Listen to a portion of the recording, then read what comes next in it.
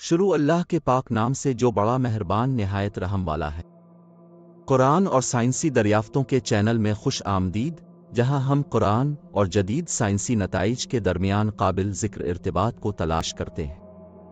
اس episode میں ہم حضرت لوط اور صادم کے لوگوں کی دلچسپ کہانی پر روشنی ڈالتے ہیں۔ سائنس نے اس قدیم تہذیب کے بارے میں جو حیران کن انکشافات کیے ہیں، ان کے لیے خود کو تیار کریں۔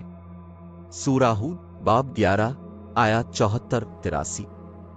قرآن بیان کرتا ہے کہ کس طرح صادم کے لوگ برائی میں ڈوبے ہوئے تھے اور ہم جنس پرستی سمیت گھناؤنے کاموں میں مصروف تھے۔ آج سائنسی تحقیق ایسے رویوں کے نتائج پر روشنی ڈالتی ہے۔ تحقیق سے پتہ چلتا ہے کہ مردوں میں ہم جنس پرستانہ سرگرمی بعض صحت کے مسائل کا زیادہ خطرہ رکھتی ہے، بشمول اینل کینسر کے بڑھتے ہوئے امکانات۔ یہ تحقیق مخصوص جنسی رویوں سے منسلک ممکنہ صحت کے خطرات کے بارے میں بیداری بڑھانے کی اہمیت کو واضح کرتی ہے۔ ہم جنس پرستی ایک غیر اخلاقی عمل ہے، نسل میں اضافے کا باعث نہیں بن سکتی۔ مزید یہ کہ یہ فطرت کے قانون کے خلاف ہے۔ اللہ تعالیٰ قرآن مجید کی 78 آیت 8 میں فرماتا ہے، اور ہم نے تمہیں جوڑے مرد اور عورت میں پیدا کیا۔ سورۃ الحجر باب 15 آیات 57-77۔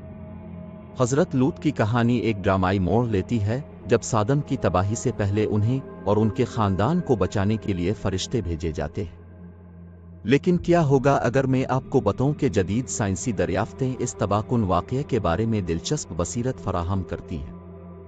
ارضیاتی مطالعات سے پتہ چلتا ہے کہ بحیرہ مردار کے نام سے جانا جاتا ایک خطہ ہے جو اس علاقے کو گھیرے ہوئے ہے، جسے صادم کا قدیم مقام سمجھا جاتا ہے۔ بحیرہ مردار اپنی انتہائی اعلیٰ نمکیات کی وجہ سے بدنام ہے، جس کی وجہ سے یہ سمندری زندگی کی کسی بھی شکل کو سہارا دینے سے قاصر ہے۔ مزید برآں، ارضیاتی شواہد خطے کی تاریخ میں تباہ کن واقعات جیسے زلزلے اور لینڈ سلائیڈنگ کی موجودگی کی نشاندہی کرتے ہیں۔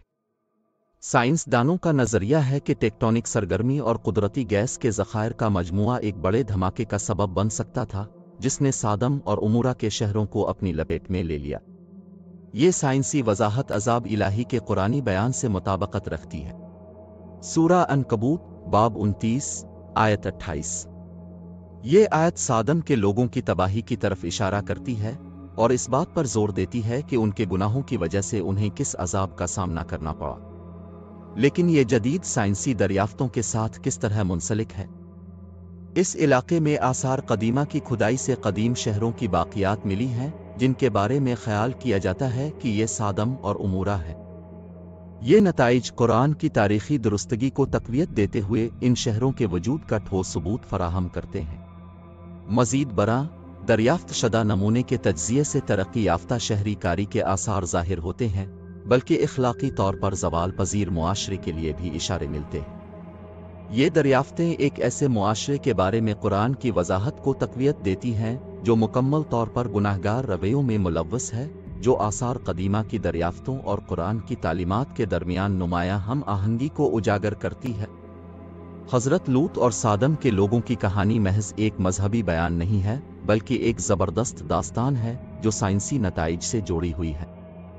اس معاملے میں قرآن اور جدید سائنسی دریافتوں کا باہمی تعلق، معاشرتی بدانتظامی کے نتائج اور اس طرح کے واقعات کے ساتھ منسلک ہونے والے فطری مظاہر کے بارے میں قرآن کی نمایاں بصیرت کو ظاہر کرتا ہے۔